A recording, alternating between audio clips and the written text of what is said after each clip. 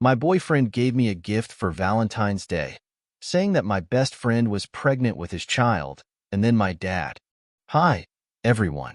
I don't even know where to start, but I need to get this off my chest. My life has always felt like a roller coaster, but nothing could have prepared me for what happened on Valentine's Day.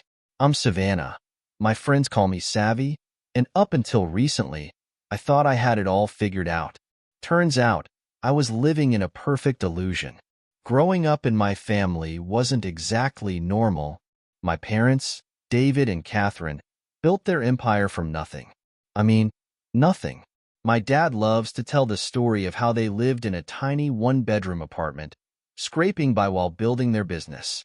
Now, they're the kind of people who have private chefs, summer homes, and more cars than they can drive.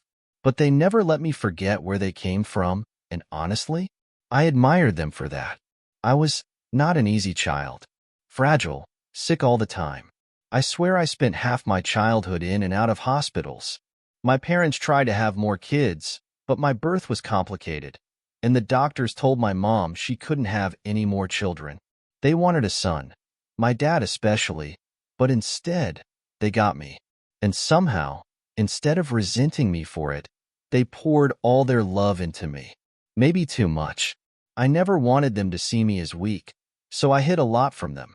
The bullying, the loneliness, the constant feeling of being too much and not enough all at once. But I survived. Barely. College changed everything. I got into this super prestigious school, think Ivy League vibes, and for the first time, I wasn't the sick kid. I was just me. That's where I met Jordan. God, Jordan. He was that guy. Tall, charming, with this ridiculous smile that could probably convince anyone to do anything, including me. I fell fast, hard, stupidly.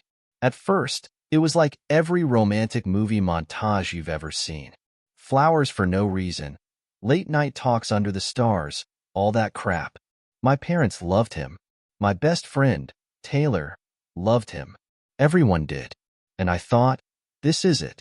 This is my happy ending. Spoiler alert, it wasn't. Looking back, I should have seen the cracks. The little comments about how my parents spoiled me. The way he'd get weirdly competitive whenever I achieved something, even though he acted supportive. And Taylor, God, I trusted her. She was the person I called at 2 a.m. when I had a panic attack before finals. She was supposed to be my person. Fast forward to this Valentine's Day. My parents threw this elegant dinner party, because of course they did. Our house looked like something out of a Hallmark movie. Roses everywhere, soft music, candlelight. Jordan was there, looking nervous. I thought maybe he was going to propose. I was stupidly excited. Halfway through dinner, he stands up, clears his throat, and goes, "Savvy, I need to tell you something." My heart was pounding. I swear, time slowed down. And then he says it. Calm as can be. Taylor's pregnant. It's mine. I felt like someone punched me in the gut. My best friend. My boyfriend. And then, the cherry on top.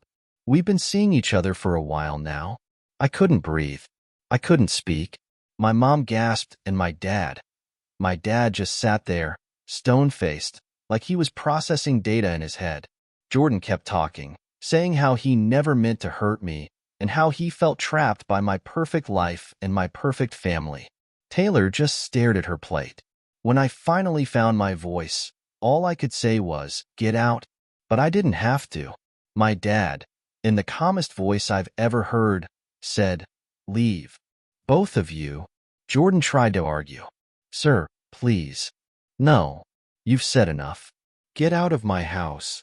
They left, and I sat there, staring at my untouched plate, feeling like my entire world had just shattered.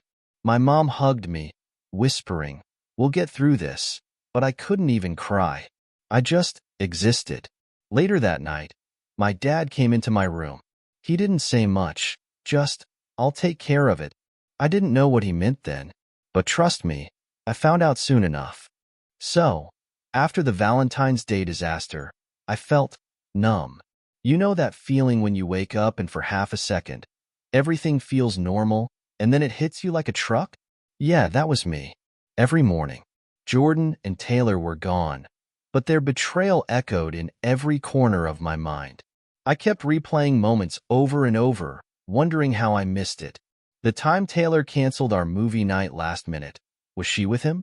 Or that weekend Jordan said he was studying and didn't answer my calls. God, how many lies had I swallowed without even tasting them? My parents tried to distract me. My mom took me shopping, spa days, whatever I wanted. My dad, though, he was different. He wasn't pushing me to move on. He was focused, quiet, and that scared me more than anything. My dad isn't the kind of man who yells when he's angry. No, he's the type who plans. A week after everything, I heard him on the phone in his office. I wasn't trying to eavesdrop, okay. Maybe I was a little, but I caught snippets. Blake, I want every detail. No, I don't care how much it costs. I want him ruined. Blake is our family lawyer. Sharp as hell, no nonsense. If my dad was bringing him in, Jordan had no idea what was coming. But even as my dad plotted his revenge, I was stuck in my own head. I kept thinking about Jordan's words, how he felt trapped by my life. Was that true? Had I suffocated him without realizing it?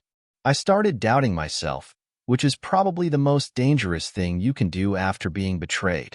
And then there was Taylor. God, it hurt almost more than losing Jordan. She knew everything about me. My fears, my insecurities, the nights I cried about being sick as a kid and feeling like a burden. How could she, of all people, do this to me? I was spiraling, and my dad noticed. One night, he knocked on my door, which is rare because my dad respects privacy like it's a religion, and just said, "Savvy, I know it hurts, but don't let them take more from you than they already have." Easier said than done, right? Then, things got interesting. About 2 weeks after the dinner, Jordan started texting me. At first, it was the usual bullshit. "I'm sorry. I miss you. I didn't mean to hurt you." I ignored him. But then, his text changed. "I'm in trouble, Savvy. Your dad's coming after me. Please, I need to talk to you." I didn't respond, mostly because I didn't know if it was true or just another manipulation tactic. But part of me wanted to know what my dad was up to. Turns out, my dad doesn't play around. I found out from Jenna, one of my college friends, who casually mentioned that Jordan had been dropped from his internship at a prestigious firm. No explanation, just gone. Then I heard that his bank accounts were frozen for suspicious activity. And Taylor? Her academic misconduct was suddenly brought to light. She was under investigation by the school's disciplinary committee for plagiarism. I didn't even know she plagiarized anything, but clearly, my dad's team did. I confronted my dad about it because, honestly, it was starting to feel intense. "Did you really have to go that far?" I asked him. His response? "No one hurts my daughter without consequences." I should have felt vindicated, but I didn't. I felt lost. Was this who I was now? The girl whose dad destroyed anyone who crossed her? Then, I got a call from an unknown number. I almost didn't answer, but curiosity got the better of me. "Savannah," a man's voice said. "My name's Miles. Your father hired me." "A detective?" I asked, confused. "Private investigator," he corrected. "I think you'll want to hear what I've found." What he told me changed everything. When Miles, the private investigator, called me, I had no idea what to expect. I mean, my dad hired him, so I figured he was digging into Jordan's life, but nothing could have prepared me for what he said next. "We need to meet in person," he said. His voice was calm but urgent, like someone who knew too much and couldn't afford to say it over the phone. An hour later, I was sitting across from him in a dimly lit cafe downtown, nursing a latte I didn't even want. Miles looked like someone straight out of a noir film. Sharp suit, tired eyes, and this air of knowing things you'd rather not know. "Your father hired me to investigate Jordan," he started, sliding a folder across the table. "But what I found, it's bigger than just him cheating." I opened the folder, and my stomach dropped. Photos of Jordan with not just Taylor, but other girls too. Different cities, different dates. He was cheating on me long before Taylor. I felt sick, but that wasn't even the worst part. Jordan's in debt, Miles continued. Serious debt. Gambling, mostly. And he's been using people to climb his way out. Using people? I asked, my voice barely a whisper. Miles nodded. He got close to you for a reason, Savannah. Your family's wealth, your connections.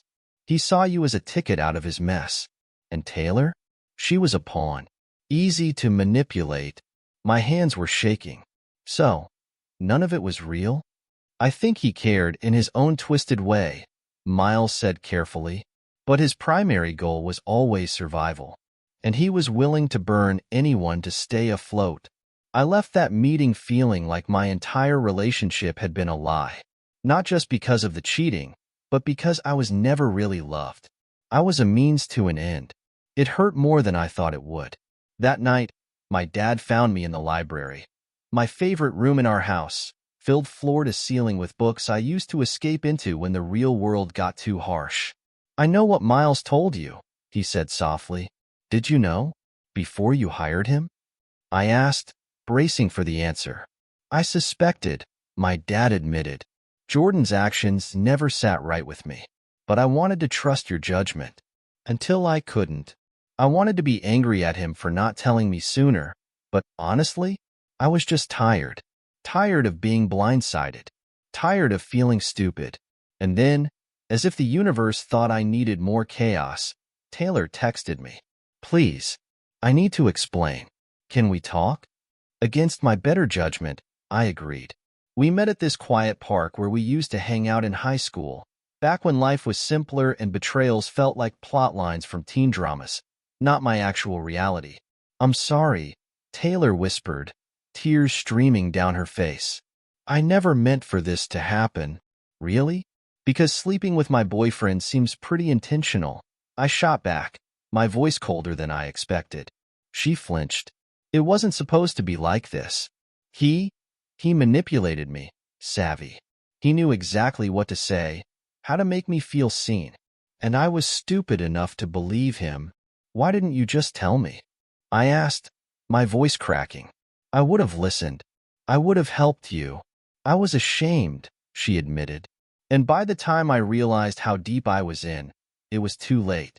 I'm pregnant, savvy. And he's already pulling away. For a second, I almost felt sorry for her. Almost. I don't know what to do, Taylor sobbed. Figure it out, I said, standing up, just like I have to. I walked away, feeling heavier than ever. But here's the thing, Jordan wasn't done. Not by a long shot. A few days later, I got an email from an anonymous account. If you think your family's money can protect you, think again. This isn't over, Savannah. I showed my dad immediately. He didn't even blink. It's time we finish this, he said. And trust me, he meant it. After that anonymous email, something shifted inside me. Fear? Sure, a little. But mostly, I was furious. Furious that Jordan still thought he had power over me. Over my family. Over anything. He'd already taken so much from me, but I wasn't about to let him take my peace, too. When I showed the email to my dad, he barely reacted. Instead, he just nodded, almost like he'd been waiting for this. I figured he'd try something like this, he said, almost bored. He's desperate. I sat down across from him in his office, surrounded by leather-bound books, dark wood, and the faint smell of his expensive cigar collection. So, what do we do now? We finish what we started, my dad replied simply. Then, like it was the most casual thing in the world, he called Blake, our lawyer. It's time. I didn't know exactly what that meant, but I soon found out. My dad wasn't just planning to ruin Jordan. He was planning to erase him. The next morning, Blake and Miles showed up at our house, and the four of us sat down to strategize. I felt out of place. What did I know about legal loopholes and private investigations? But my dad insisted I be there. Savvy, he said, this isn't just about revenge. It's about protecting you. You need to understand everything we're doing. Miles laid out the facts first. We've tracked Jordan's financial records. His gambling debts aren't just large, they're dangerous. He owes money to people who don't forgive or forget. And he's been creative in trying to pay them back. How creative? I asked, not sure I wanted the answer. Blake answered, fraud, forgery, and, most concerning, attempted extortion. He's tried to blackmail a few people, including an older woman he was seeing before you. I blinked. Before me? Miles nodded. He was involved with her while pursuing you. She had connections in the art world, and he leveraged that for money and status. When she cut him off, he threatened to release private photos of her unless she paid him. My stomach churned. I couldn't believe I ever loved this man. But that's just the start, Blake continued. He's also been manipulating Taylor. The pregnancy? He's been telling her he'll take care of everything, while secretly trying to convince her to terminate because, let's be real, Jordan doesn't want the responsibility. Taylor, I whispered, feeling a pang of something. Pity, maybe, anger, both? Miles chimed in. And now that your dad's moves have left him cornered, he's getting desperate. That email to you? A bluff. But he might not stop there. I expected my dad to look concerned, but instead, he smirked. Let him come at us, he said, leaning back in his chair. He has no idea who he's dealing with. The plan was set in motion almost immediately. My dad's team moved like clockwork. Every loose end Jordan had tried to hide, Miles found it. Every debt he owed, Blake made sure the creditors were well aware that Jordan wasn't going to pay up. And his academic records? Let's just say, when the board at our college was anonymously tipped off that Jordan had plagiarized his final thesis, his future in law school evaporated overnight. But my dad wasn't done. A week later, I found out my dad had tracked down the older woman Jordan had blackmailed. Her name was Lorraine, and convinced her to press charges. She was hesitant at first, but my dad can be very persuasive when he wants to be. Within days, Jordan was facing criminal charges for extortion and fraud. His bank accounts? Frozen. His credit? Ruined. But the worst blow came when Miles uncovered something none of us expected. Savannah, he told me over the phone, Jordan's been recording conversations. Not just with you, but with your dad. What? I asked, confused. He tried to record private conversations with your dad during dinners and parties, hoping to catch something incriminating, something he could use. I felt a chill run down my spine. My dad was careful, always. But what if Jordan had caught something? When I told my dad, he didn't even blink. Let him try, he said calmly. There's nothing he could have recorded that would hurt us. But him trying? That's illegal. And now we have proof. It was like watching a building collapse in slow motion. Jordan, once so cocky and charming, was now scrambling to stay afloat.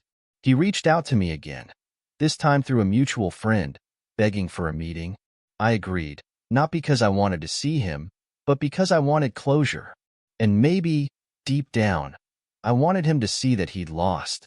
We met at a coffee shop near campus. He looked rough, bags under his eyes, his usual smug grin replaced with something closer to panic. Savvy, he started, reaching for my hand. I pulled away. Don't. Please, he whispered. I know I messed up, but I loved you. I still do. I laughed.